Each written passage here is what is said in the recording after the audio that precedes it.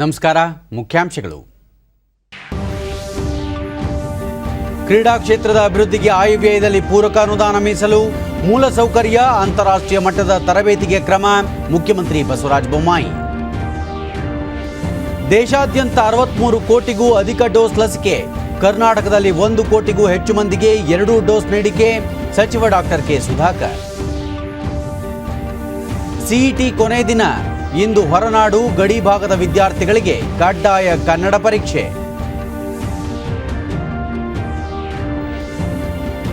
Tokyo Paralympics 10 metre air rifle ಶೂಟಿಂಗ್ನಲ್ಲಿ ಭಾರತದ Avani Lekhara final ಪ್ರವೇಶ. ವಾರ್ತೆಗಳ ವಿವರ.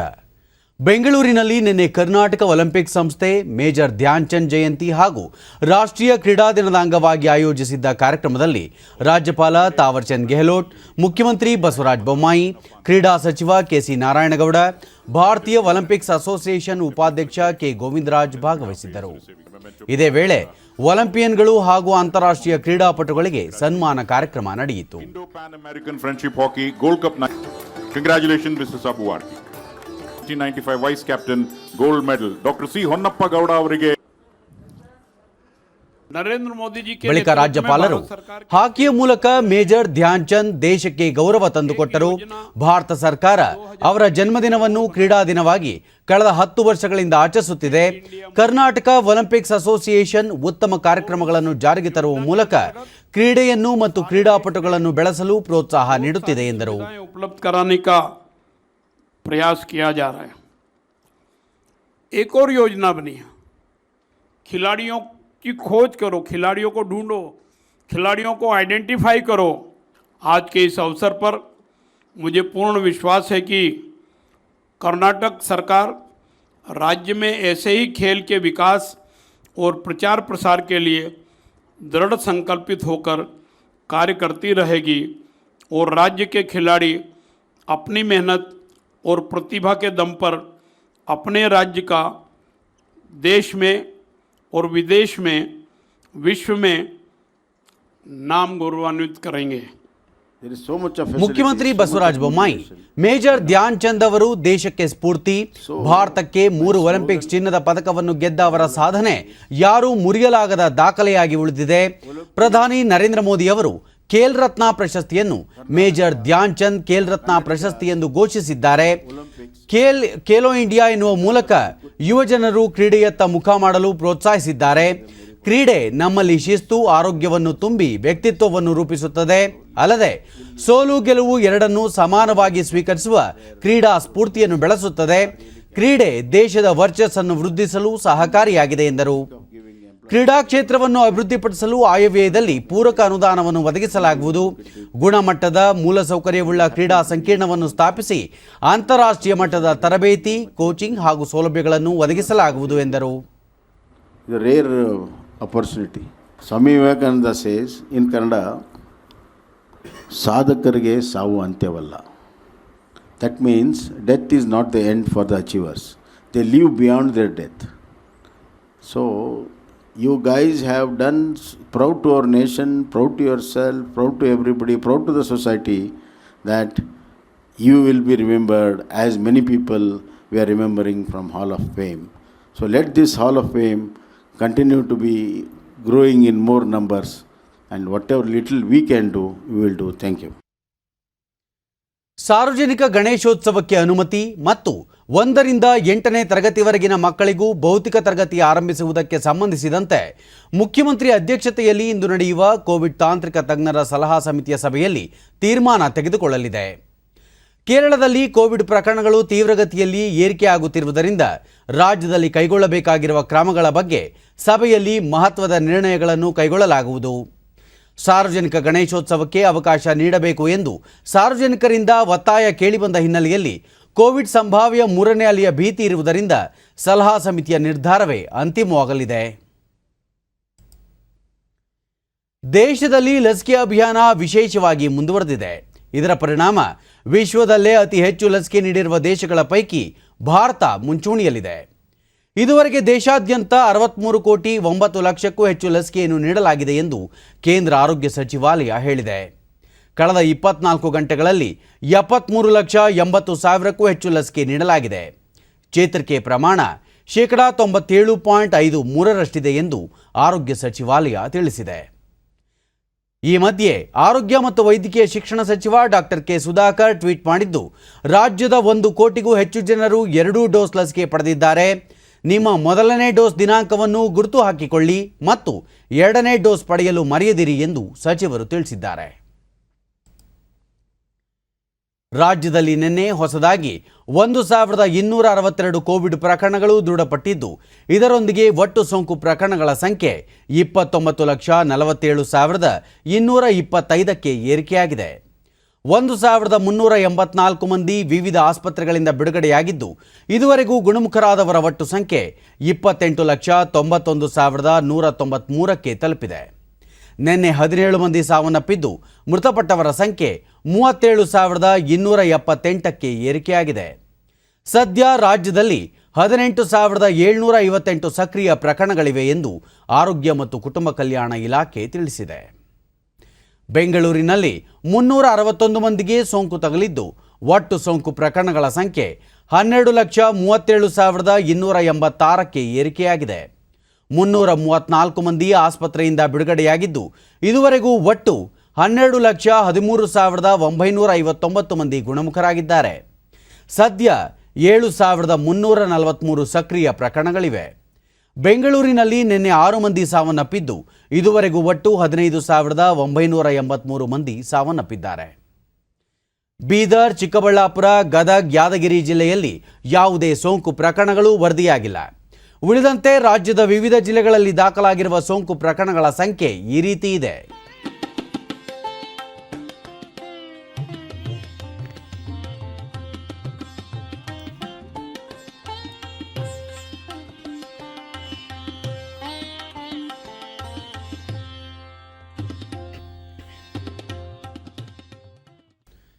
ವೃತ್ತಿಪರ ಕೋರ್ಸ್ಗಳ ಪ್ರವೇಶಕ್ಕಾಗಿ ನಡೆದ ಸಾಮಾನ್ಯ ಪ್ರವೇಶ ಪರೀಕ್ಷೆ ಸಿಇಟಿ 2021 ರಾಜ್ಯದ 530 ಪರೀಕ್ಷಾ ಕೇಂದ್ರಗಳಲ್ಲಿ ಯಶಸ್ವಿಯಾಗಿ ಪೂರ್ಣಗೊಂಡಿದೆ.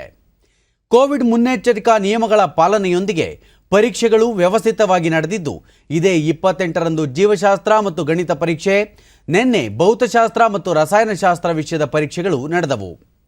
ಪರೀಕ್ಷೆಗೆ ನೋಂದಣಿ ಮಾಡಿಸಿದ್ದ ಒಟ್ಟು 2,01,816 ಅಭ್ಯರ್ಥಿಗಳಲ್ಲಿ 1,62,439 ಅಭ್ಯರ್ಥಿಗಳು ಜೀವಶಾಸ್ತ್ರ ವಿಷಯಕ್ಕೆ ಮತ್ತು 1,89,522 ಅಭ್ಯರ್ಥಿಗಳು ಗಣಿತ ವಿಷಯಕ್ಕೆ ಹಾಜರಾಗಿದ್ದರು. ಪದವಿ ಪೂರ್ವ ಶಿಕ್ಷಣ ಇಲಾಖೆ ಈ ಮಾಹಿತಿ ನೀಡಿದೆ. 530 ಪರೀಕ್ಷಾ ಕೇಂದ್ರಗಳಲ್ಲಿ ಆಯಾ ಜಿಲ್ಲೆಯ ಜಿಲ್ಲಾಧಿಕಾರಿಗಳ ನೇತೃತ್ವದಲ್ಲಿ ಮತ್ತು ಬೆಂಗಳೂರಿನಲ್ಲಿ ಬಿಬಿಎಂಪಿ ಸಹಯೋಗದೊಂದಿಗೆ ಎಲ್ಲ ಸುರಕ್ಷತೆಯ ಕ್ರಮವನ್ನು ಖಾತ್ರಿಪಡಿಸಿಕೊಂಡು ಪಾರದರ್ಶಕವಾಗಿ ಪರೀಕ್ಷೆ ನಡೆಸಲಾಗಿದೆ ಎಂದು ಪ್ರಕಟಣೆ ತಿಳಿಸಿದೆ. ಪರೀಕ್ಷಾ ಕೇಂದ್ರಗಳಲ್ಲಿ ವ್ಯಕ್ತಿಗತ ಅಂತರ, ಮಾಸ್ಕ್ ಧರಿಸುವುದನ್ನು ಕಡ್ಡಾಯಗೊಳಿಸಲಾಗಿತ್ತು. ಕೊರೋನಾ ನಿರ್ವಹಣೆ ಕುರಿತ ಸರ್ಕಾರದ ಮಾರ್ಗಸೂಚಿ ಅನ್ವಯ ಎಲ್ಲ ಮುನ್ನೆಚ್ಚರಿಕಾ ಕ್ರಮಗಳನ್ನು ಪದವಿ ಪೂರ್ವ ಶಿಕ್ಷಣ ಇಲಾಖೆ ಕೈಗೊಂಡಿತ್ತು. ಇಂದು ಹೊರನಾಡು ಹಾಗೂ ಗಡಿಭಾಗದ ಕನ್ನಡೇತರ ವಿದ್ಯಾರ್ಥಿಗಳಿಗೆ ಕಡ್ಡಾಯ ಕನ್ನಡ ಪರೀಕ್ಷೆ ನಡೆಯಲಿದೆ. ವಿವಾದ್ ಸೆ ವಿಶ್ವಾಸ್ ಕಾಯ್ದೆಯಡಿ ಹೆಚ್ಚುವರಿ ಮೊತ್ತ ಪಾವತಿ ಇಲ್ಲದೆ ತೆರಿಗೆ ಪಾವತಿಸುವ ಅವಧಿಯನ್ನು ಸೆಪ್ಟೆಂಬರ್ 30ರವರೆಗೆ ವಿಸ್ತರಿಸಲಾಗಿದೆ ಎಂದು ಕೇಂದ್ರ ನೇರ ತೆರಿಗೆಗಳ ಮಂಡಳಿ ಸಿಬಿಡಿಟಿ ತಿಳಿಸಿದೆ. ಇದಕ್ಕೂ ಮುನ್ನ ಈ ಅವಧಿ ನಾಡಿದ್ದು ಮಂಗಳವಾರವರೆಗೆ ಇತ್ತು. ಫಾರಂ ಸಂಖ್ಯೆ 3ರಲ್ಲಿ ದೋಷ ಮತ್ತಿತರ ಸಮಸ್ಯೆಗಳ ಕಾರಣ ಈ ವಿಸ್ತರಣೆ ನೀಡಲಾಗಿದೆ ಎಂದು ಹಣಕಾಸು ಸಚಿವಾಲಯ ತಿಳಿಸಿದೆ. 2 ದಿನಗಳ ಭೇಟಿಗಾಗಿ ರಾಜ್ಯಕ್ಕೆ ಆಗಮಿಸಿರುವ ಕೇಂದ್ರ ವಾರ್ತಾ ಮತ್ತು ಪ್ರಸಾರ ಖಾತೆ ರಾಜ್ಯ ಸಚಿವ ಡಾಕ್ಟರ್ ಎಲ್ ಮುರುಗನ್ ಮೈಸೂರಿನಲ್ಲಿ ನಿನ್ನೆ ಜೆಎಸ್ಎಸ್ ರೇಡಿಯೋ ಸಮುದಾಯ ಬಾನುಲಿ ಕೇಂದ್ರವನ್ನು ಉದ್ಘಾಟಿಸಿದರು. ಈ ಸಂದರ್ಭದಲ್ಲಿ ಸುತ್ತೂರು ಮಠದ ಶಿವರಾತ್ರಿ ದೇಶಿಕೇಂದ್ರ ಸ್ವಾಮೀಜಿ, ಶಾಸಕರಾದ ರಾಮದಾಸ್, ತನ್ವೀರ್ ಸೇಠ್ ಮತ್ತಿತರರು ಪಾಲ್ಗೊಂಡಿದ್ದರು. ಬಳಿಕ ಜೆಎಸ್ಎಸ್ ಕಲಾ, ವಾಣಿಜ್ಯ ಮತ್ತು ವಿಜ್ಞಾನ ಕಾಲೇಜಿನ ಆವರಣದಲ್ಲಿ ನಡೆದ ಶಿವರಾತ್ರಿ ರಾಜೇಂದ್ರ ಮಹಾಸ್ವಾಮೀಜಿಯವರ 106ನೇ ಜಯಂತ್ಯುತ್ಸವ ಬಾನುಲಿ ಕೇಂದ್ರ ಉದ್ಘಾಟನೆ ವೇದಿಕೆ ಕಾರ್ಯಕ್ರಮದಲ್ಲಿ ಅವರು ಭಾಗವಹಿಸಿದ್ದರು. ಈ ವೇಳೆ doctor L Murugan JSS radio 91.2 FM ಸಮುದಾಯ ಬಾನುಲಿ ಕೇಂದ್ರವನ್ನು ಲೋಕಾರ್ಪಣೆ ಮಾಡಿರುವುದು ಸಂತಸ ತಂದಿದೆ. ಸಮುದಾಯದ ಅವಶ್ಯಕತೆ ಹಾಗೂ ಸಮೀಕ್ಷೆಯ ಫಲಿತಾಂಶದ ಆಧಾರದಲ್ಲಿ ಮೈಸೂರು ನಗರ ಮತ್ತು ಗ್ರಾಮೀಣ ಪ್ರದೇಶದ ಜನರಿಗೆ ಅಭಿವೃದ್ಧಿ ವಿಚಾರಗಳ ಮಾಹಿತಿ ಒದಗಿಸಿ ಜಾಗೃತಿ ಮೂಡಿಸಿ ಸಶಕ್ತ ಸಮಾಜ ರೂಪಿಸುವ ಗುರಿ ಸಾಧಿಸುವುದು ಅಗತ್ಯ. ದಕ್ಷಿಣ ಭಾರತ ಮಾತ್ರವಲ್ಲದೆ ವಿದೇಶಗಳಲ್ಲೂ ಸುತ್ತೂರು JSS ಸಂಸ್ಥೆ ಹಲವು ಸಮಾಜಮುಖಿ ಹಾಗೂ ಶೈಕ್ಷಣಿಕ ಕಾರ್ಯಕ್ರಮಗಳನ್ನು ಅನುಷ್ಠಾನಗೊಳಿಸಿರುವುದು ಶ್ಲಾಘನೀಯ ಎಂದರು. Man Ki Baat, he gave the message to the last man of the country. So the radio is playing a big role. Our JSS also started to this community radio. With its more than 1050 years of fruitful existence, Sri Suttur Math has been the center for a socio-spiritual, health and educational hub for thousands of people across the country and abroad. Shivaratri Deshikendra Swamiji ಸ್ಥಳೀಯ ಜನರಿಗೆ ಅಗತ್ಯವಿರುವ ಮಾಹಿತಿಯನ್ನು ನಿರಂತರವಾಗಿ ಮತ್ತು ಸಕಾಲದಲ್ಲಿ ಪೂರೈಸುವುದು ಈ ಬಾನುಲಿ ಕೇಂದ್ರದ ಉದ್ದೇಶವಾಗಿದೆ. ಸ್ಥಳೀಯ ಕಲೆ ಸಂಸ್ಕೃತಿಯ ಉತ್ತೇಜನ, ಶಿಕ್ಷಣ, ಆರೋಗ್ಯ ಮತ್ತು ದುರ್ಬಲರ ಸಬಲೀಕರಣ ಪ್ರಮುಖ ವಿಚಾರಗಳಾಗಿವೆ ಎಂದರು. ಇಡೀ ದೇಶದಲ್ಲಿ ಬಾನುಲಿ ರೇಡಿಯೋ ಪ್ರಾರಂಭವಾದದ್ದು ಮೈಸೂರಿನಿಂದ. ಅದರ ಶತಮಾನೋತ್ಸವದ ಆಚರಣೆಯ ಶುಭಾವಸರದಲ್ಲಿ JSS ರೇಡಿಯೋ ಕೂಡ ಪ್ರಾರಂಭ ಆಗ್ತಾ ಇದೆ. ಪ್ರಾರಂಭ ಮಾಡೋಂಥ ಗೋಪಾಲ ಸ್ವಾಮಿಯವರನ್ನು ಇವತ್ತು ಈ ಸಂದರ್ಭದಲ್ಲಿ ನೆನಪಿಸ್ಕೊಳ್ಬೇಕು ಅಂತ ಕೊಟ್ಟು, ಮುಂದೆ ಅಶರೀರವಾಣಿ ಅದೆಲ್ಲ ಇತ್ತು ಹಿಂದೆ ರಾಮಾಯಣ ಮಹಾಭಾರತದ ಕಾಲದಲ್ಲೆಲ್ಲ. ಅದಕ್ಕೊಂದು ಆಕಾಶವಾಣಿ ಅಂತ ಒಂದು ಅತ್ಯುತ್ತಮವಾದ ಹೆಸರನ್ನು ಕೊಟ್ಟದ್ದು, ಆದದ್ದು ಒಂದು ಇತಿಹಾಸ ಅಂತ ನಗರದಲ್ಲಿ ಇದು ಪ್ರಾರಂಭ ಆಗ್ತಾ ಇದೆ. ನಂತರ ಮೈಸೂರಿನಲ್ಲಿ ಆಜಾದಿ ಕಾ ಅಮೃತ್ ಮಹೋತ್ಸವ 75ನೇ ಸ್ವಾತಂತ್ರ್ಯ ವರ್ಷಾಚರಣೆ ಅಂಗವಾಗಿ ಕರ್ನಾಟಕ ಪ್ರಾದೇಶಿಕ ಜನಸಂಪರ್ಕ ವಿಭಾಗದ ಮೈಸೂರಿನ ಕ್ಷೇತ್ರ ಪ್ರಚಾರ ಕಾರ್ಯಾಲಯ ಆಯೋಜಿಸಿದ್ದ 3 ದಿನಗಳ ಛಾಯಾಚಿತ್ರ ಪ್ರದರ್ಶನಕ್ಕೆ ಚಾಲನೆ ನೀಡಿ ಪ್ರತಿಕ್ರಿಯಿಸಿದ ಸಚಿವರು, ಕೇಂದ್ರ ವಾರ್ತಾ ಮತ್ತು ಪ್ರಸಾರ ಸಚಿವಾಲಯದ ಪ್ರಕಾಶನ ವಿಭಾಗ ಹೊರತಂದಿರುವ ಸ್ವಾತಂತ್ರ್ಯ ಸೇನಾನಿಗಳು ಪುಸ್ತಕ ಸರಣಿಯ ಪ್ರಾದೇಶಿಕ ಭಾಷಾ ಆವೃತ್ತಿಯ ಬಗ್ಗೆ ಮೆಚ್ಚುಗೆ ವ್ಯಕ್ತಪಡಿಸಿದರು. ಭಾರತದ ರಾಷ್ಟ್ರಧ್ವಜದ ಇತಿಹಾಸ, ಬ್ರಿಟಿಷರ ವಿರುದ್ಧ ಹೋರಾಡಿದ ವೀರರ ಕುರಿತು ಪ್ರಾದೇಶಿಕ ಭಾಷೆಯಲ್ಲಿ ನಿಖರ ಮಾಹಿತಿ ಒದಗಿಸುವ ಮೂಲಕ ಪ್ರಕಾಶನ ವಿಭಾಗ ಉತ್ತಮ ಕಾರ್ಯ ನಿರ್ವಹಿಸುತ್ತಿದೆ ಎಂದು ಅವರು ಅಭಿಪ್ರಾಯಪಟ್ಟರು. ಮೈಸೂರು ಆಕಾಶವಾಣಿಗೆ ಭೇಟಿ ನೀಡಿತ್ತು ನನಗೆ ಸಂತಸ ತಂದಿದೆ. ಅಮೃತ್ ಮಹಾ Utsav. This whole year we are going to celebrate on behalf of the Government of India. We are celebrating this week as an unique week. We have so many programs continuous this week. Today is our unique week, is a special day on 29th. In this occasion, we already inaugurated an exhibition containing the freedom movement. So I am happy to inaugurate that exhibition. Mysuru Akashvani ಕೇಂದ್ರದಲ್ಲಿ ಸಂಗೀತ ದಿಗ್ಗಜರ ಛಾಯಾಚಿತ್ರ gallery ನಾದಾಲಯಕ್ಕೂ ಸಚಿವರು ಭೇಟಿ ನೀಡಿ ವೀಕ್ಷಿಸಿದರು. ಹುಬ್ಬಳ್ಳಿ ಧಾರವಾಡ ಮಹಾನಗರ ಪಾಲಿಕೆ ಚುನಾವಣೆ ಹಿನ್ನೆಲೆಯಲ್ಲಿ ಕೇಂದ್ರ ಸಚಿವ ಪ್ರಹ್ಲಾದ್ ಜೋಶಿ ಮತ್ತು ಮಾಜಿ ಸಚಿವ ಜಗದೀಶ್ ಶೆಟ್ಟರ್ ಜಂಟಿ ಸುದ್ದಿಗೋಷ್ಠಿ ನಡೆಸಿದರು. ಸುಮಾರು 15 ಎಕರೆ ಭೂಮಿ ಸಚಿವ ಪ್ರಹ್ಲಾದ್ ಜೋಶಿ ಜಿಲ್ಲೆಯಾದ್ಯಂತ ಕೇಂದ್ರ ಹಾಗೂ ರಾಜ್ಯ ಸರ್ಕಾರ ಕೈಗೊಂಡಿರುವ ಹಲವು ಯೋಜನೆಗಳ ಮಾಹಿತಿ ನೀಡಿದರು. ಜಿಲ್ಲೆಯಲ್ಲಿ 150 ಕೋಟಿ ರೂಪಾಯಿ ವೆಚ್ಚದಲ್ಲಿ ಕ್ರೀಡಾ ಸಮುಚ್ಚಯ ಕೇಂದ್ರ ತೆರೆಯಲಿದ್ದು, ಈ ಕ್ರೀಡಾ ಕೇಂದ್ರದ ಮೂಲಕ ಒಲಿಂಪಿಕ್ನಲ್ಲಿ ಭಾಗಿಯಾಗಲು ಕ್ರೀಡಾಪಟುಗಳನ್ನು ಸಿದ್ಧಪಡಿಸಲಾಗುತ್ತದೆ.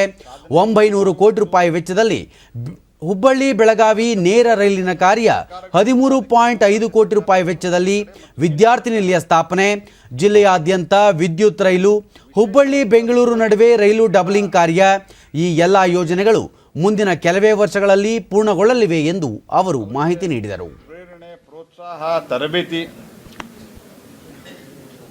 ಅದರ ಜೊತೆ ಕ್ರೀಡಾ ಇನ್ಫ್ರಾಸ್ಟ್ರಕ್ಚರ್ ಹೇಗಾಯಿತು ಹಾಗೆ ನಮ್ಮ ಮಹಾನಗರದಲ್ಲಿ ಕೂಡ ಅತಿ ದೊಡ್ಡದಾದಂಥ ಒಂದು ಕ್ರೀಡಾ ಸಮುಚ್ಚಯವನ್ನು, ಕ್ರೀಡಾ ಟ್ರೈನಿಂಗ್ ಪ್ಲಸ್ ಕ್ರೀಡೆಗೆ ಒಂದು ಮೈದಾನವನ್ನು ಇಲ್ಲೇ ನಾವು ನಿರ್ಮಾಣ ಮಾಡ್ತಾ ಇದ್ದೀವಿ. ರೈಲು ನಿಲ್ದಾಣ, ಧಾರವಾಡದ ರೈಲು ನಿಲ್ದಾಣ ಎರಡೂ ಇವತ್ತು ಮೇಲ್ದರ್ಜೆಗೇರಿದ್ದಾವೆ. ಇಲೆಕ್ಟ್ರಿಫಿಕೇಷನ್ನು ಹುಬ್ಬಳ್ಳಿ ಬೆಂಗಳೂರು, ಧಾರವಾಡ ಬೆಂಗಳೂರು ಮಧ್ಯೆ ಅತ್ಯಂತ ಫಾಸ್ಟಾಗಿ ನಡೀತಾ ಇದೆ. 2024-25 ನಮ್ಮ ಟಾರ್ಗೆಟ್ ಇದೆ.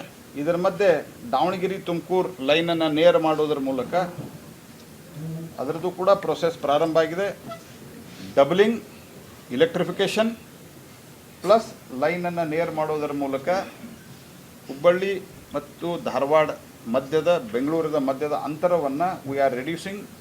Not only reducing the distance, we are also reducing the time of the journey. ಭಾರತೀಯ ಸಂಸ್ಕೃತಿ ಹಾಗೂ ಸಾಂಪ್ರದಾಯಿಕ ಮೌಲ್ಯಗಳು ಪವಿತ್ರ ರಾಮಾಯಣದಲ್ಲಿ ಹಾಸುಹೊಕ್ಕಾಗಿವೆ.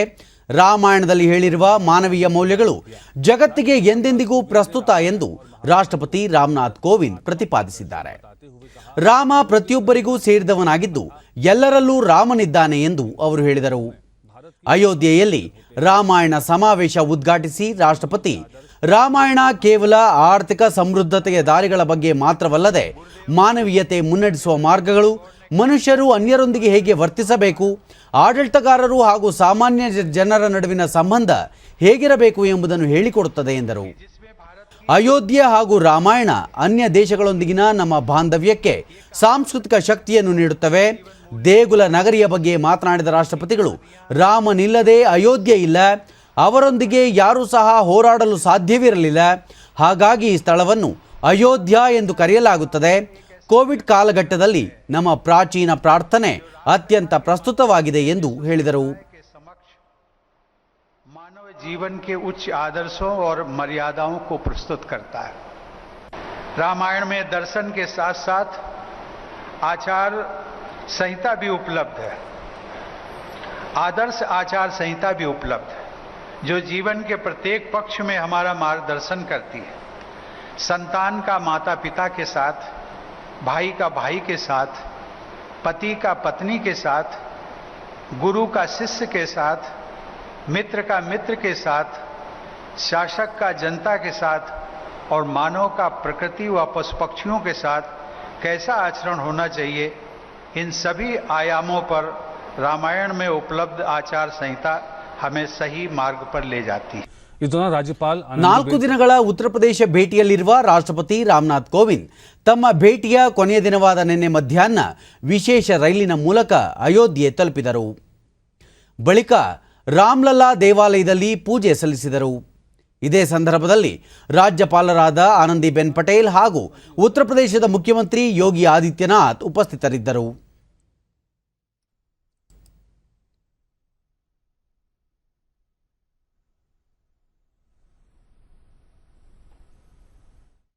ಭಗವದ್ಗೀತೆಯ ಮೂಲಕ ಮನುಕುಲಕ್ಕೆ ಸಂದೇಶ ನೀಡಿದ ಕೃಷ್ಣನ ಜನ್ಮದಿನವಾದ ಇಂದು ಕೃಷ್ಣಾಷ್ಟಮಿಯಾಗಿ ದೇಶದೆಲ್ಲೆಡೆ ಸಂಭ್ರಮದಿಂದ ಆಚರಿಸಲಾಗುತ್ತಿದೆ. ಕೃಷ್ಣನ ಆಡುಂಬೋಲ ಉಡುಪಿ ಸೇರಿದಂತೆ ರಾಜ್ಯದ ವಿವಿಧ ದೇವಾಲಯಗಳಲ್ಲಿ ವಿಶೇಷ ಅಲಂಕಾರ, ಪೂಜಾ ಕೈಂಕರ್ಯಗಳು ನೆರವೇರುತ್ತಿವೆ. ಕೋವಿಡ್-19 ಮಾರ್ಗಸೂಚಿಯ ಹಿನ್ನೆಲೆಯಲ್ಲಿ ದೇವಾಲಯಗಳಿಗೆ ಭಕ್ತರ ಪ್ರವೇಶವನ್ನು ನಿರ್ಬಂಧಿಸಲಾಗಿದೆ. ಶೃಂಗಾರಃ ಅಭವತ್. ಜನ್ಮಾಷ್ಟಮಿ ಇತಿ ಪರ್ವಣಃ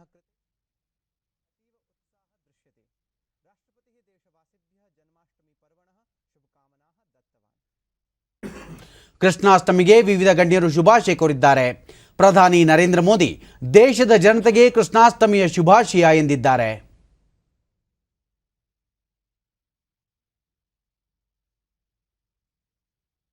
ಮುಖ್ಯಮಂತ್ರಿ ಬಸವರಾಜ ಬೊಮ್ಮಾಯಿ ನಾಡಿನ ಸಮಸ್ತ ಜನತೆಗೆ ಶ್ರೀಕೃಷ್ಣ ಜನ್ಮಾಷ್ಟಮಿಯ ಹಾರ್ದಿಕ ಶುಭಾಶಯಗಳು. ಶ್ರೀಕೃಷ್ಣ ನಾಡಿಗೆ ಎದುರಾಗಿರುವ ಎಲ್ಲ ದುರಿತಗಳನ್ನು ದೂರ ಮಾಡಲಿ, ಎಲ್ಲರಿಗೂ ಸುಖ, ಸಮೃದ್ಧಿ, ಆರೋಗ್ಯಗಳನ್ನು ಕರುಣಿಸಲಿ. ದೇವೋತ್ತಮನಾದ ಆ ಪಾರ್ಥ ಸಾರಥಿಯು ನಮ್ಮೆಲ್ಲರನ್ನೂ ಸನ್ಮಾರ್ಗದಲ್ಲಿ ನಡೆಸಲಿ ಎಂದು ಪ್ರಾರ್ಥಿಸುವುದಾಗಿ ತಿಳಿಸಿದ್ದಾರೆ. ರಾಷ್ಟ್ರೀಯ ಕ್ರೀಡಾ ದಿನವಾದ ನಿನ್ನೆ ಹಾಕಿ ಮಾಂತ್ರಿಕ ಮೇಜರ್ ಧ್ಯಾನ್ ಚಂದ್ ಅವರ ಜನ್ಮದಿನವನ್ನು ಪ್ರತಿ ವರ್ಷ ರಾಷ್ಟ್ರೀಯ ಕ್ರೀಡಾ ದಿನವನ್ನಾಗಿ ಆಚರಿಸಲಾಗುತ್ತದೆ. ಕೇಂದ್ರ ಯೋಜನಾ ಮತ್ತು ಕ್ರೀಡಾ ಸಚಿವ ಅನುರಾಗ್ ಸಿಂಗ್ ಠಾಕೂರ್ ಧ್ಯಾನ್ ಚಂದ್ ಪ್ರತಿಮೆಗೆ ಮಾಲಾರ್ಪಣೆ ಮಾಡಿ ಗೌರವ ಸಲ್ಲಿಸಿದರು. ನಂತರ ಅವರು ಫಿಟ್ ಇಂಡಿಯಾ ಅಭಿಯಾನದ 2ನೇ ವಾರ್ಷಿಕೋತ್ಸವ ಮತ್ತು ಆಜಾದಿ ಕಾ ಅಮೃತ್ ಮಹೋತ್ಸವದ ಭಾಗವಾಗಿ ಫಿಟ್ ಇಂಡಿಯಾ ಮೊಬೈಲ್ ಆ್ಯಪ್ಗೆ ಚಾಲನೆ ನೀಡಿದರು. ಸಮಾರಂಭದಲ್ಲಿ ಯುವಜನ ವ್ಯವಹಾರ ಮತ್ತು ಕ್ರೀಡಾ ಖಾತೆ ರಾಜ್ಯ ಸಚಿವ ನಿಶಿತ್ ಪ್ರಾಮಾಣಿಕ್ ಭಾಗವಹಿಸಿದ್ದರು. ಅನುರಾಗ್ ಠಾಕೂರ್, ಇದೊಂದು ಉಚಿತ ಆ್ಯಪ್ ಆಗಿದ್ದು ಕ್ರೀಡಾಪಟುಗಳು ಯುವಕರು ತಮ್ಮ ಗುರಿ ತಲುಪಲು ನಿರಂತರವಾಗಿ ತಮ್ಮ ಸದೃಢತೆ ಕಾಪಾಡಿಕೊಳ್ಳಲು ನೆರವಾಗಲಿದೆ. ಪ್ರತಿಯೊಬ್ಬ ಕ್ರೀಡಾಪಟು ಆರೋಗ್ಯ ಸದೃಢತೆ ಕಾಪಾಡಿಕೊಳ್ಳಬೇಕು. ದೈಹಿಕ ಕಸರತ್ತು, ಆಹಾರ ಅಭ್ಯಾಸ ಮತ್ತಿತರ ವಿಷಯಗಳ ಮೇಲೆ ನಿಗಾ ವಹಿಸಲು ಈ ಆ್ಯಪ್ ಅಳವಡಿಸಿಕೊಂಡು ಶಿಷ್ಟಾಚಾರ ಪಾಲಿಸಲು ಸಬ್ಕಾ ಪ್ರಯಾಸ್ ಅಗತ್ಯವಾಗಿದೆ ಎಂದು ಹೇಳಿದರು. वो युवा भारत को फिट रखने के लिए और ये फिट इंडिया मूवमेंट जो आज से लगभग 2 वर्ष पहले शुरू की गई थी, उसके पीछे सोच माननीय प्रधानमंत्री जी की थी. जो भारत की सबसे बड़ी ताकत है वो हमारा युवा है. युवा को अगर राष्ट्र निर्माण में लगाना है तो फिट युवा ही एक सशक्त भारत का निर्माण कर सकता है. और उसकी शुरुआत उससे पहले होती है बचपन से. उसके लिए अलग से प्रोग्राम शुरू किया है कि भारत के बच्चे कुपोषित ना हो, कुपोषण से बाहर उनको निकाल सके. जहां एक और पोषण अभियान उसके लिए शुरू किया है करेंगे, लेकिन सबसे पहले बात करते हैं. ಆ್ಯಪ್ಗೆ ಚಾಲನೆ ನೀಡಿದ ನಂತರ ಭಾರತೀಯ ಹಾಕಿ ತಂಡದ ನಾಯಕ ಮನ್ಪ್ರೀತ್ ಸಿಂಗ್, ಕುಸ್ತಿಪಟು ಸಂಗ್ರಾಮ್ ಸಿಂಗ್, ಅಯಾಜ್ ಮೆಮೂನ್, ಕ್ಯಾಪ್ಟನ್ ಅನ್ಯಾ ದಿವ್ಯ, ಶಾಲಾ ವಿದ್ಯಾರ್ಥಿ ಹಾಗೂ ಗೃಹಿಣಿಯೊಂದಿಗೆ ವರ್ಚುವಲ್ ಮೂಲಕ ಸಂವಾದ ನಡೆಸಿದರು. ಫಿಟ್ ಇಂಡಿಯಾ ಆ್ಯಪ್ ಆಂಡ್ರಾಯ್ಡ್ ಮತ್ತು iOS ವೇದಿಕೆಗಳೆರಡರಲ್ಲೂ ಲಭ್ಯವಿದೆ ಮತ್ತು ಬೇಸಿಕ್ ಸ್ಮಾರ್ಟ್ಫೋನ್ಗಳಲ್ಲೂ ಅದು ಕಾರ್ಯನಿರ್ವಹಿಸಲಿದೆ. ಗೂಗಲ್ ಪ್ಲೇಸ್ಟೋರ್ ಅಥವಾ ಆಪಲ್ ಆ್ಯಪ್ ಸ್ಟೋರ್ನಿಂದ ಉಚಿತವಾಗಿ ಡೌನ್ಲೋಡ್ ಮಾಡಿಕೊಳ್ಳಬಹುದು. ಭಾರತವನ್ನು ಸದೃಢ ಮತ್ತು ಆರೋಗ್ಯಕರ ರಾಷ್ಟ್ರವನ್ನಾಗಿ ಮಾಡುವ ದೂರದೃಷ್ಟಿಯೊಂದಿಗೆ ಪ್ರಧಾನಿ ನರೇಂದ್ರ ಮೋದಿ ಅವರು 2019 ಆಗಸ್ಟ್ 29ರಂದು ಫಿಟ್ ಇಂಡಿಯಾ ಅಭಿಯಾನಕ್ಕೆ ಚಾಲನೆ ನೀಡಿದ್ದರು. ಜಪಾನ್ನ ಟೋಕಿಯೋದಲ್ಲಿ ನಡೆಯುತ್ತಿರುವ ಪ್ಯಾರಾಲಿಂಪಿಕ್ಸ್ ಕ್ರೀಡಾಕೂಟದಲ್ಲಿ 2ನೇ ಹಂತದ ಮಹಿಳೆಯರ ಶೂಟಿಂಗ್ 10 ಮೀಟರ್ ಏರ್ ಸ್ಟ್ಯಾಂಡಿಂಗ್ ವಿಭಾಗದಲ್ಲಿ ಭಾರತದ ಅವನಿ ಲೇಖಾರ ಫೈನಲ್ಗೆ ಅರ್ಹತೆ ಗಳಿಸಿದ್ದಾರೆ. ನಿನ್ನೆ ಭಾರತಕ್ಕೆ ತ್ರಿವಳಿ ಪದಕಗಳು ಲಭಿಸಿದ್ದು, ಅತ್ಯುತ್ತಮ ಪ್ರದರ್ಶನ ತೋರಿದ ದೇಶದ ಕ್ರೀಡಾಪಟುಗಳು 2 ಬೆಳ್ಳಿ ಹಾಗೂ 1 ಕಂಚಿನ ಪದಕ ಪಡೆದಿದ್ದಾರೆ. ಟೇಬಲ್ ಟೆನ್ನಿಸ್ನಲ್ಲಿ ಭಾವಿನಾ ಬೆನ್ ಪಟೇಲ್, ಹೈಜಂಪ್ನಲ್ಲಿ ನಿಶಾತ್ ಕುಮಾರ್ ಬೆಳ್ಳಿ ಪದಕ ಗಳಿಸಿದರೆ, ಡಿಸ್ಕಸ್ ಥ್ರೋನಲ್ಲಿ ವಿನೋದ್ ಕುಮಾರ್ ಕಂಚಿನ ಪದಕ ಗಳಿಸಿದರು. ತೀವ್ರ ಹಣಾಹಣಿಯಿಂದ ಕೂಡಿದ್ದ ಟೇಬಲ್ ಟೆನ್ನಿಸ್ ಫೈನಲ್ ಪಂದ್ಯದಲ್ಲಿ ಭಾವಿನಾ ಚೈನಾದ ಯಿಂಗ್ ಝೋ ವಿರುದ್ಧ ಪರಾಭವಗೊಂಡರು. ಭಾವಿನಾ ಪಟೇಲ್ 11-7, 11-5 ಮತ್ತು 11-6ರಿಂದ ಪ್ರಬಲ ಪೈಪೋಟಿ ನೀಡಿ ರಜತ ಪದಕ ಪಡೆಯುವಲ್ಲಿ ಸಫಲರಾದರು. ಭಾವಿನಾ ಪಟೇಲ್ ಬೆಳ್ಳಿ ಪದಕವನ್ನು ದೇಶಕ್ಕೆ ಸಮರ್ಪಿಸುವುದಾಗಿ ಪ್ರತಿಕ್ರಿಯಿಸಿದ್ದಾರೆ. ಅಲ್ಲದೆ ತಮ್ಮ ತರಬೇತುದಾರರು, ಕುಟುಂಬ ಸದಸ್ಯರು ಹಾಗೂ ಮಿತ್ರರಿಗೆ ನಿರಂತರ ಬೆಂಬಲ ನೀಡಿದ್ದಕ್ಕಾಗಿ ಧನ್ಯವಾದ ಸಲ್ಲಿಸಿದ್ದಾರೆ. मेरे पेरेंट्स, मेरे कोच सर, जिन्होंने मुझे हमेशा मोटिवेट किया और जिन्होंने मुझे हमेशा हार्ड ट्रेनिंग दी, जिसकी वजह से मैं यहाँ तक पहुँच पाई हूँ. और मैं स्पेशल थैंक्स मेरे जो एक्सपर्ट्स हैं, मेरे फिजियोथेरापिस्ट, मेरे डाइटिशियन, मेरे स्पोर्ट्स साइकोलॉजिस्ट, उन सभी को मैं थैंक्स बोलना चाहती हूँ, क्योंकि उन सभी ने जो मुझे टीम वर्क करके दिया है, जो मुझे अंडरस्टैंड किया है और जो मुझे हमेशा मोटिवेट किया है, उन सभी को मैं ಥ್ಯಾಂಕ್ಸ್ बोलना चाहती हूँ. ने कहा कि उनके ಈ ಮಧ್ಯೆ ಗುಜರಾತ್ನ ಮೆಹಸಾನದಲ್ಲಿ ಭಾವಿನಾ ಅವರ ತಂದೆ ಹಸ್ಮುಖ್ ಭಾಯ್ ಪಟೇಲ್ ಹಾಗೂ ಕುಟುಂಬ ಸದಸ್ಯರು ಸಂಭ್ರಮ ಆಚರಿಸಿ ತಮ್ಮ ಅನಿಸಿಕೆಗಳನ್ನು ಹಂಚಿಕೊಂಡರು. पदक जीतने पर बधाई दी. प्रधानमंत्री ने ಹಿಮಾಚಲ ಪ್ರದೇಶದ ರೈತನ ಪುತ್ರ ನಿಶಾತ್ ಕುಮಾರ್ ಹೈಜಂಪ್ನಲ್ಲಿ ಬೆಳ್ಳಿ ಪದಕ ಗೆಲ್ಲುವ ಮೂಲಕ ಸಾಧನೆ ಮಾಡಿದ್ದಾರೆ. ಮಾಜಿ ಸೈನಿಕರಾದ ವಿನೋದ್ ಕುಮಾರ್ ಡಿಸ್ಕಸ್ ಥ್ರೋನಲ್ಲಿ ಕಂಚಿನ ಪದಕ ಗೆದ್ದಿದ್ದಾರೆ. 3 ಕ್ರೀಡಾಪಟುಗಳನ್ನು ಅಭಿನಂದಿಸಿರುವ ಪ್ರಧಾನಿ ನರೇಂದ್ರ ಮೋದಿ ತಮ್ಮ ಅತ್ಯುತ್ತಮ ಪ್ರತಿಭೆ ಹಾಗೂ ಕೌಶಲ್ಯದಿಂದ ದೇಶದ ಕೀರ್ತಿಯನ್ನು ಹೆಚ್ಚಿಸಿರುವ ಕ್ರೀಡಾಪಟುಗಳ ಸಾಧನೆ ಎಲ್ಲರಿಗೂ ಸ್ಫೂರ್ತಿಯಾಗಲಿ ಎಂದು ಹಾರೈಸಿದ್ದಾರೆ. ಪದಕ ವಿಜೇತ 3 ಕ್ರೀಡಾಪಟುಗಳನ್ನು ಅಭಿನಂದಿಸಿ ರಾಷ್ಟ್ರಪತಿ ರಾಮನಾಥ್ ಕೋವಿಂದ್, ಉಪರಾಷ್ಟ್ರಪತಿ ಎಂ ವೆಂಕಯ್ಯ ನಾಯ್ಡು, ಪ್ರಧಾನಿ ನರೇಂದ್ರ ಮೋದಿ, ಕ್ರೀಡಾ ಸಚಿವ ಅನುರಾಗ್ ಸಿಂಗ್ ಠಾಕೂರ್ ಸೇರಿದಂತೆ ಹಲವು ಗಣ್ಯರು ಶುಭ ಹಾರೈಸಿ ಈ ಕ್ರೀಡಾಪಟುಗಳು ದೇಶದ ಪ್ರತಿಷ್ಠೆ ಹಾಗೂ ಗೌರವವನ್ನು ಅಂತಾರಾಷ್ಟ್ರೀಯ ಮಟ್ಟದಲ್ಲಿ ಗುರುತಿಸುವಂತೆ ಮಾಡಿದ್ದಾರೆ. ರಾಷ್ಟ್ರೀಯ ಕ್ರೀಡಾ ದಿನದಂದೇ ನಮ್ಮ ಕ್ರೀಡಾಪಟುಗಳು ಅದ್ವಿತೀಯ ಸಾಧನೆ ಮೆರೆದಿರುವುದು ವಿಶೇಷ ಎಂದು ಟ್ವೀಟ್ ಮಾಡಿದ್ದಾರೆ. ಈಗ ಇಂದಿನ ಪತ್ರಿಕೆಗಳ ಇಣುಕುನೋಟ. ಗಣೇಶೋತ್ಸವ, ಪ್ರಾಥಮಿಕ ಶಾಲೆ ಆರಂಭ ಇಂದು ನಿರ್ಧಾರ. ಸರ್ಕಾರಿ ಇಲಾಖೆಗಳ ಉದ್ಯೋಗ, ಕ್ರೀಡಾ ಮೀಸಲಾತಿ, ಮುಖ್ಯಮಂತ್ರಿ ಬಸವರಾಜ ಬೊಮ್ಮಾಯಿ ಭರವಸೆ. ಕೆಒಎನಲ್ಲಿ ಕ್ರೀಡಾಪಟುಗಳಿಗೆ ಸನ್ಮಾನ. ಪ್ರಜ್ವಲಿಸುತ್ತಿರುವ ಸ್ಟಾರ್ಟ್ಅಪ್ ಸಂಸ್ಕೃತಿ, ಮನ್ ಕಿ ಬಾತ್ನಲ್ಲಿ ಪ್ರಧಾನಿ ಮೆಚ್ಚುಗೆ, ಯುವ ಪೀಳಿಗೆಯ ಪರಿಶ್ರಮಕ್ಕೆ ಶ್ಲಾಘನೆ. ಜನರಿಗೆ ಯೋಜನೆಗಳ ಅರಿವು, ಸಮುದಾಯ ರೇಡಿಯೋ ಕೇಂದ್ರಕ್ಕೆ ಅನುಮತಿ, ಕೇಂದ್ರದಿಂದ ತಾಂತ್ರಿಕ ನೆರವು. ಪ್ಯಾರಾಲಿಂಪಿಕ್ಸ್ ಪದಕ ಗೆದ್ದ ಭಾರತದ 2ನೇ ಮಹಿಳಾ ಕ್ರೀಡಾಪಟು, ಹೈಜಂಪ್ನಲ್ಲಿ ದಾಖಲೆ, ಭಾವಿನಾ ನಿಷಾದ್ ಬೆಳ್ಳಿ ಬೆಳಕು. ಇವು ಇಂದಿನ ಪತ್ರಿಕೆಗಳ ಪ್ರಮುಖ ಸುದ್ದಿ. ಉಳಿದಂತೆ 28 ಕ್ಷೇತ್ರಗಳಲ್ಲೂ ಕೊರೋನಾ ವಾರ್ ರೂಮ್. ಹಿಂದಿನ ಎಡವಟ್ಟುಗಳಿಂದ ಪಾಠ ಕಲಿತ ಬಿಬಿಎಂಪಿ ಸೋಂಕಿತರಿಗೆ ಅಗತ್ಯ ನೆರವು ನೀಡಲು ಸಿದ್ಧತೆ. ಮನೆ ಬಾಗಿಲಿಗೆ ಹಣ್ಣು ತರಕಾರಿ ಉತ್ಪನ್ನ. ಇಂದಿನಿಂದ ಹಾಪ್ಕಾಮ್ಸ್ ಆನ್ಲೈನ್ ಸೇವೆಗೆ ಚಾಲನೆ. ರಾಜ್ಯದಲ್ಲಿ 2 ದಿನ ಭಾರೀ ಮಳೆ, ಕರಾವಳಿ ಮಲೆನಾಡಿನಲ್ಲಿ ಆರೆಂಜ್ ಅಲರ್ಟ್. ಆನ್ಲೈನ್ನಲ್ಲೇ ಕೃಷ್ಣ ಜನ್ಮಾಷ್ಟಮಿ. ಕೋವಿಡ್ ಹಿನ್ನೆಲೆಯಲ್ಲಿ ಮಠ ದೇಗುಲಗಳಿಗೆ ಭಕ್ತರ ಪ್ರವೇಶಕ್ಕೆ ನಿರ್ಬಂಧ. ಇಂದಿನಿಂದ US open tennis, calendar slam ಕನಸಿನಲ್ಲಿ ಜೋಕೋ. ಕೊನೆಯಲ್ಲಿ ಮತ್ತೊಮ್ಮೆ ಮುಖ್ಯಾಂಶಗಳು. ಕ್ರೀಡಾ ಕ್ಷೇತ್ರದ ಅಭಿವೃದ್ಧಿಗೆ ಆಯವ್ಯಯದಲ್ಲಿ ಪೂರಕ ಅನುದಾನ ಮೀಸಲು. ಮೂಲ ಸೌಕರ್ಯ, ಅಂತಾರಾಷ್ಟ್ರೀಯ ಮಟ್ಟದ ತರಬೇತಿಗೆ ಕ್ರಮ. ಮುಖ್ಯಮಂತ್ರಿ ಬಸವರಾಜ ಬೊಮ್ಮಾಯಿ. ದೇಶಾದ್ಯಂತ 63 ಕೋಟಿಗೂ ಅಧಿಕ ಡೋಸ್ ಲಸಿಕೆ. ಕರ್ನಾಟಕದಲ್ಲಿ 1 ಕೋಟಿಗೂ ಹೆಚ್ಚು ಮಂದಿಗೆ 2 ಡೋಸ್ ನೀಡಿಕೆ. ಸಚಿವ ಡಾಕ್ಟರ್ ಕೆ ಸುಧಾಕರ್. ಸಿಇಟಿ ಕೊನೆ ದಿನ. ಇಂದು ಹೊರನಾಡು ಗಡಿ ಭಾಗದ ವಿದ್ಯಾರ್ಥಿಗಳಿಗೆ ಕಡ್ಡಾಯ ಕನ್ನಡ ಪರೀಕ್ಷೆ. Tokyo Paralympics 10 metre air rifle ಶೂಟಿಂಗ್ನಲ್ಲಿ ಭಾರತದ ಅವನಿ ಲೇಖಾರ ಫೈನಲ್ ಪ್ರವೇಶ. ನಮ್ಮ ವಾರ್ತಾ ಪ್ರಸಾರವನ್ನು ನೀವು ಡಿಡಿ ಚಂದನ ನ್ಯೂಸ್ ಯೂಟ್ಯೂಬ್ ಚಾನೆಲ್ನಲ್ಲೂ ವೀಕ್ಷಿಸಬಹುದು. ವೀಕ್ಷಕರೇ, ನಾನೀಗ ಸ್ಟುಡಿಯೋದಿಂದ ತೆರಳುತ್ತಿರುವ ಕಾರಣ ಮಾಸ್ಕ್ ಧರಿಸುತ್ತಿದ್ದೇನೆ.